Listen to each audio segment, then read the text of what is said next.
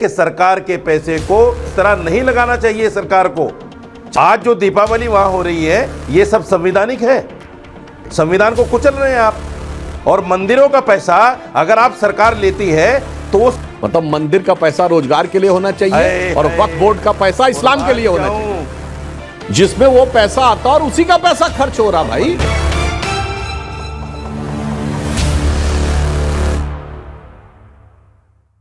जी ने कहा कि रोजा इफ्तार की जो पार्टियां सरकारें करती थी कुछ क्या वो जायज था? मैं बिल्कुल उसको नाजायज मानता हूं, हराम मानता हूं, गलत मानता हूं। मैं भी अगर किसी ऐसी पार्टी में शामिल हुआ तो अपने पास से खजूर लेकर गया, अपने पास से पानी लेकर गया, मैंने उनका नहीं खाया। मैं बिल्कुल गलत मानता हूं। लेकिन आप मुझे बताइए, अगर पिछली सरकारें गलत करती थी तो क्या आप भी गलत करेंगे? दूसरी बात, आपने कहा कि हज का पैसा सरकार सब्सिडी देती थी। आप मुझे बताइए, हज के नाम पर जो एयर इंडिया वो टिकट 70,000 का देती थी, जो टिकट 30,000 का मिलता है, तो फिर सब्सिडी कहां से हो गई? सब्सिडी कहां से हो गई? ये तो आप लूटते ही थे हाजियों को। और आज भी मैं कहता हूं कि आप इजाजत दीजिए तमाम एयरलाइंस को बाइटिंग करने का। कोई भी आदमी बोली लगाए और जो सस्ता टिकट दे उसको दीजिए। क्यों आप देते हैं एयर इंडिया का टिकट? क्यों मानते हैं सऊदी एयरलाइंस को आप? अरे जो टिकट 30,000 का है वो हज के नाम पर 90,000 का है, 80,000 का है, 70,000 का है। कहां है सरकार की सब्सिडी हमारे पास? आप तो लूट रहे हैं हमें हज के नाम पर। और आप आपसे कह रहे हैं कि साहब ये जायज है या नाजायज है। अब ये फतवे भी आप देने लगे तो फिर हमारा तो कोई महत्व नहीं रह गया, हमारा तो कोई काम ही नहीं रह गया। इसलिए मेरे भाई सुधांशु भाई, आप बहुत अच्छे वक्ता हैं, बोलिए मगर तथ्यों के साथ बोलिए। कर रहे हैं, आपने सुना नहीं? सरकार मंदिरों का पैसा लेती है और धर्मार्थ कार्य विभाग है जिसमें वो पैसा आता और उसी का पैसा खर्च हो रहा। भाई मंदिरों पे आ गए आप। ये मंदिरों से लिए गए पैसे पे खर्चा होता है। और आपको पता है सब जो झूठ परोसा जाता है मीडिया में कि तिरुपति मंदिर में इतने 100 करोड़ की संपत्ति, कहना चाहिए तिरुपति मंदिर से सरकार ने पाए, मीनाक्षीपुरम मंदिर से इतने 100 करोड़ सरकार ने पाए। और आपने जो बात कही, अब एक बात के लिए राशिद जी को बधाई दूंगा। जब इन्होंने कहा आप लोग सब्सिडी के नाम पे लूटते थे, तो राशिदी साहब ये आप कौन था? हमारी सरकार ने तो बंद कर दिया था। तो मतलब जो सब्सिडी देते थे, ये अगर राशिदी जी की बात को सही माने तो कांग्रेस के जमाने में सब्सिडी में घोटाला होता था। अनुराग जी को भी यही उनका कहने का मतलब हुआ। और मैं एक और बात आपसे पूछा, मैं फतवा थोड़ी देर मैं तो आपसे पूछ रहा हूं। मुलायम सिंह यादव ने कहा था कि हम बाबरी मस्जिद दोबारा तामील करेंगे। सुन लीजिए, अब ये बताइए, मुलायम सिंह यादव इस्लामी मान्यता के अनुसार एक काफिर है, मुनाफिक है, उसको मस्जिद तामील करने का हक है या नहीं? मैं बोल नहीं रहा हूं, आपसे पूछ रहा हूं, इस्लामिक स्कॉलर बताइए, एक काफिर या मुनाफिक को मस्जिद तामील करने का हक है? अगर नहीं है तो आप लोगों ने फतवे क्यों नहीं दिए थे? जवाब सुनिए कि कैसे बोल रहे हैं ये, बताइए। जवाब सुनिए, जवाब सुनिए, जवाब सुनिए, बोलिए। ये देश फतवों से नहीं चलता, संविधान से चलता है। क्या संविधान में किसी चुने हुए प्राइम मिनिस्टर को जाकर उसका क्रेडिट लेने की इजाजत है? संविधान में प्राण प्रतिष्ठा में हाजिर हुए प्राइम मिनिस्टर और राष्ट्रपति तक को नहीं बुलाया, क्या ये सब संवैधानिक था? आज जो दीपावली वहां हो रही है ये सब संवैधानिक है? आप मुझे बता दीजिए। ये देश फतवों से नहीं चलता मेरे भाई, फतवों से नहीं चलता ये देश संविधान से चलता है। और आप संविधान की अनदेखी कर रहे हैं, आप संविधान को ताक पे रख रहे हैं, अच्छी बात कही, संविधान को कुचल रहे हैं आप।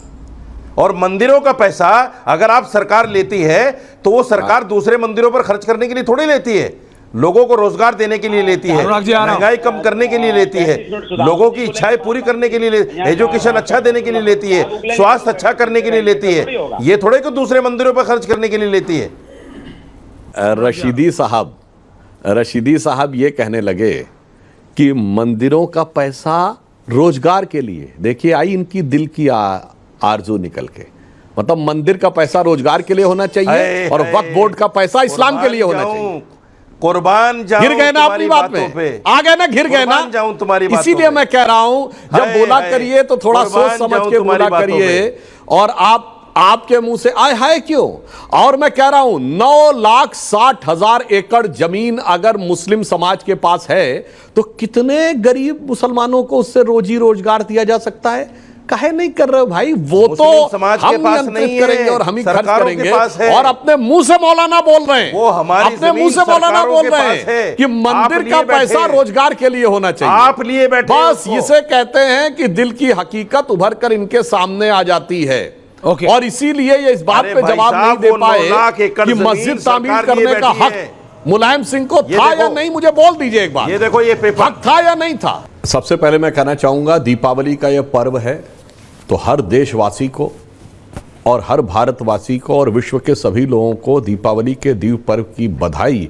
और उसके साथ साथ यह भी समझिए कि भारत की वैज्ञानिक सोच कितनी गहरी थी। कार्तिक मास की अमावस्या डार्केस्ट नाइट होती है पूरे साल में। क्यों?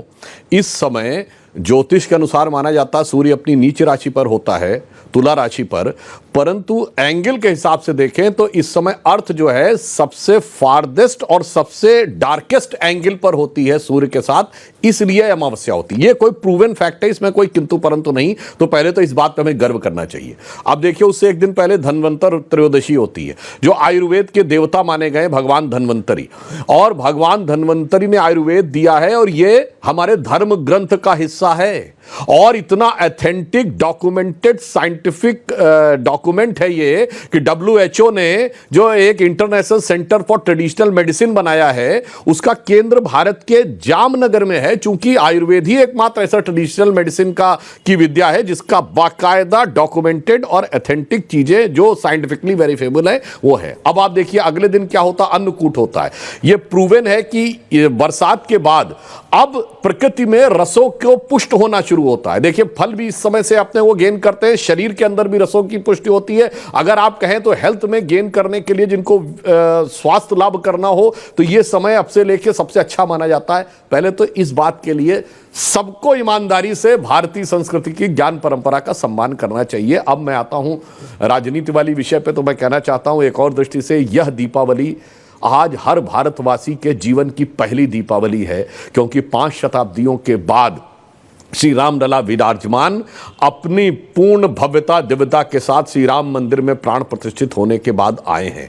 और जो अनुराग भदौरिया जी ने कहा वही तो मैं कह रहा हूं। राम राज्य का आदर्श था, बैर न कर काहू सन कोई, राम प्रताप विषमता कोई। किसी से कोई बैर नहीं है, सारी विषमता खो दी। इसलिए श्री राम जन्मभूमि न्यास ने जब श्री राम जन्मभूमि की प्राण प्रतिष्ठा किया तो सबको बुलवाया। राम मंदिर के विरोध में खड़े रहने वाली कांग्रेस को भी बुलाया।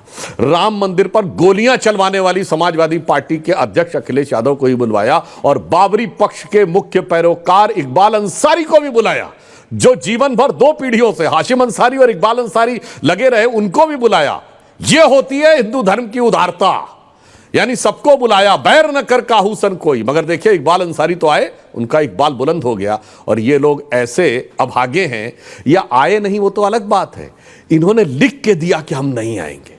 इन्होंने लिख के दिया हम नहीं आएंगे। कोई किसी को शादी में बुलाता तो लिख के नहीं दिया जाता कि हम नहीं आएंगे, अरे जाइए जाइए, नहीं जाइए नहीं जाइए। मगर ये वो लोग हैं, कांग्रेस और समाजवादी पार्टी, हम कह रहे हैं सभी धर्मों का सम्मान है, मजार पे जाने में, इनका सिजदा करने में कोई समस्या नहीं है, मगर राम मंदिर पे कोई नहीं जाता। और कांग्रेस तो वो पार्टी है जिसकी 3 पीढ़ियों ने बाबर की कब्र पे जाके सजदा किया है। 1959 जवाहरलाल नेहरू, 1968 इंदिरा गांधी और 2005 राहुल गांधी अलॉन्ग विद मनमोहन सिंह।